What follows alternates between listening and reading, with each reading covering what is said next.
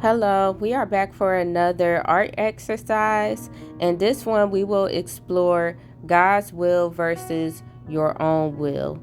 And this art exercise is inspired by Genesis chapter 27 to 29, where we had Isaac and his wife Rebecca. We also had their children Esau and Jacob, and also Jacob's wives Leah and Rachel, and how all of them had went off of God's path or his will to fulfill their own wants and desires, and God had to redirect them back on his path and his will. So for this exercise, get any material you have, whether it's a pencil, pen, color pencils, or how like I am using markers. I love the markers for this exercise because they are bold and bright.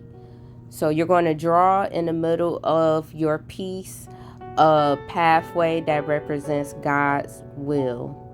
And for this path, you could write symbols or words that remind you of how to get back on alongside God's path.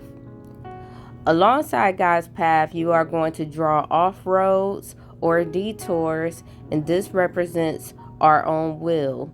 So, the times where we have followed our own wants or worldly desires.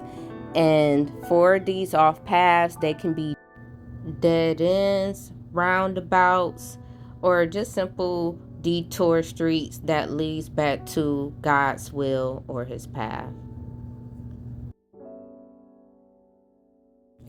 So thinking about these situations and how these different characters, Isaac, Esau, Rebecca, Jacob, Leah, and Rachel, how they had pushed their own will to try to pursue God's will. And think of it for yourself.